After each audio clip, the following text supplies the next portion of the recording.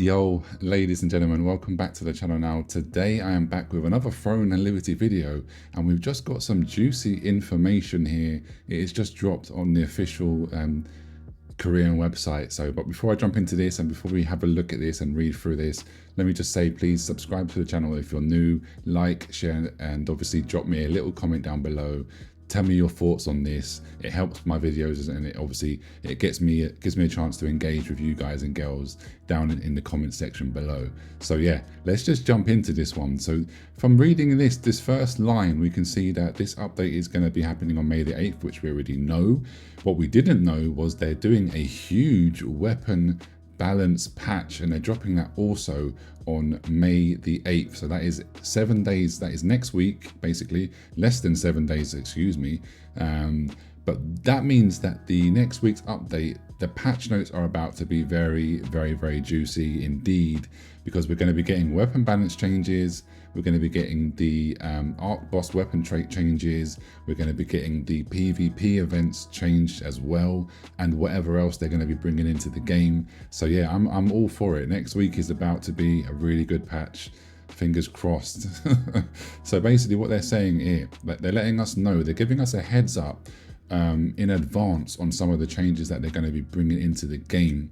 So that's very interesting, and it says that they're going to be also looking over people's feedback and responses in advance. So for example here, if they was to change that, say skill A, and if the whole community said, oh my god, that's a bad change, there's a possibility that they might not do it.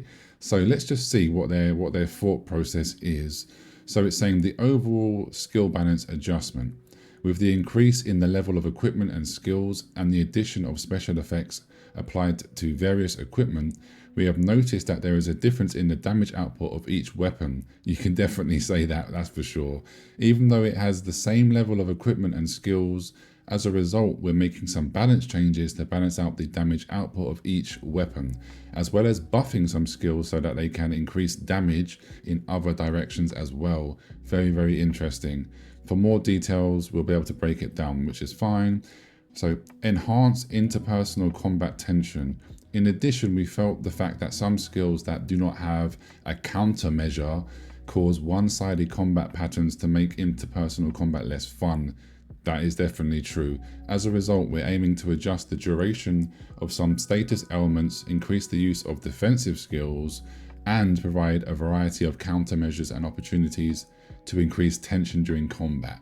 Interesting. So they're trying to make it that each weapon and each skill has more of a counter play to it, which is, I think that is needed. So they're reducing the duration of CC skills. Okay, so to all my Greatsword dagger players, they're not going to like this information. They're really not. The duration of the Greatsword, the concussive strike, has been reduced, and its cooldown has also been reduced. Okay, so the duration has been reduced, but the cooldown is also being reduced. The duration of the dagger's shadow assault has been reduced, and its proc chance has been improved. Oh, okay. And also the bow's bind. Hold on, they've reduced the bind's duration, okay, and applied the suppress effect to the immune target, allowing the combo skill to be used, okay. The freezing tomb with the staff, petrification freeze duration has been reduced.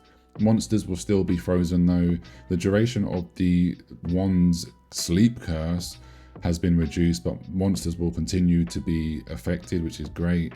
Skills that cannot be blocked before have now been changed to be able to be blocked, basically. So the Greatsword's Taunting Roar, daggers, Death Brand. The problem with this is the translation is always a bit off, but it is what it is. Staff's Lightning of Judgment, the Meteorite, the Freezing Tomb, and the Fire skill. Wand's Touch of Despair, Circle of Corruption, and Curse Explosion. Basically, pretty much all of the staff's, nearly all of the staff's damage things can be blocked now. And the Longbow, Mark of More, and the Onslaught Arrow, you can block those. Okay. Greatsword. In PvE, including co-op dungeons, skills are designed to help you. Oh no, is this Greatsword? Yeah. Skills are designed to help you become a tank with strong defense and threat capabilities. However, With the recent addition of the 2-star dungeons and the disparity in DPS between players, we have noticed that players are not able to fulfill their roles. So basically, yeah, the tanks are losing aggro a lot more easier in the 2-star dungeons, basically. So to keep the tanking smooth, we're buffing the hostile stats across the skills. So they're increasing the threat range, basically. So to be able to manage the aggro a lot easier, tanks are going to have a lot more threat. So Taunting Roar will now always hit monsters, including bosses as well.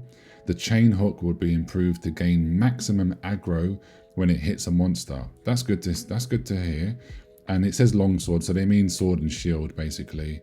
Not greatsword. The two-handed sword is greatsword. So starting with powerful status ailments, it is designed as a combat mechanic that maximizes damage through linked skills. However, starting with the shock blow, the cooldown time of the skills that are connected has been misaligned, and we have been able to see that the flow is interrupted. Okay. So they're reducing the cooldown of the CC skills with the greatsword.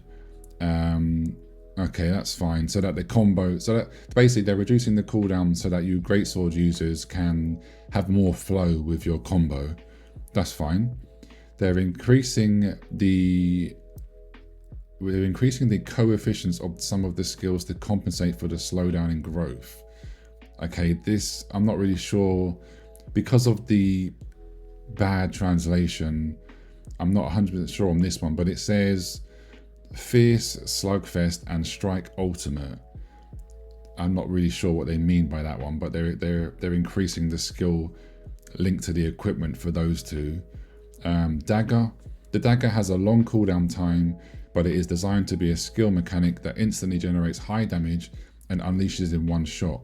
The synergy between the crossbow's seize the opportunity passive and the dagger's poison was intended to compensate for weakness, but as players have progressed, their effectiveness has become excessive. You can say that. As a result, we have seen a trend of finding only certain combinations in content. So basically what they're saying is they've noticed that crossbow dagger is by far the strongest PvE combination. Like, you know, its single target DPS is just unmatched. So they're going to reduce this, fingers crossed. So they're making some adjustments to the effects focus on movement, but we're making changes to maintain those effects over the long term. So they're reducing the damage of Cruel, Eviston, Death Brand, but they're reducing the skill cooldown to maintain DPS for a longer time. The Poison's Infusion Stop Life Regeneration effect has been changed to gradually reduce health regeneration through stacking. Okay, so now you have to stack the poison and it will slowly reduce the health regen. Makes sense. They've increased areas of effect combat capabilities. So Frenzied Sword Dance and Black Wind Spirit activates secondary weapon attack and deals increased damage. Okay. Now the Longbow has a long range and powerful attacks as well as skills that can support allies in a variety of ways. However, we want to improve the situation where the buff for the root, one of the main mechanics, does not apply to targets that are immune, such as bosses. Okay. So when you're using the binding arrow, you will receive a suppression effect that can be combodied. I don't know what they mean by that. Binding arrow has been improved to apply the suppress effect when used and to receive the effect of the skill chain during boss battles. Okay, so I'm assuming the fact that basically you can't bind a boss, so they're trying to make sure that that skill doesn't become useless against bosses in PvE. So they're going to make some changes. I'll have to test that myself when the game goes live, when the patch goes live next week. We've buffed the effectiveness of some skills to make them more useful. So they've increased the damage and cooldown reduction of the Fierce Arrow. Nature's Grace duration has been improved, and the health regen has been changed from a fixed value to a coefficient base value. Okay, interesting.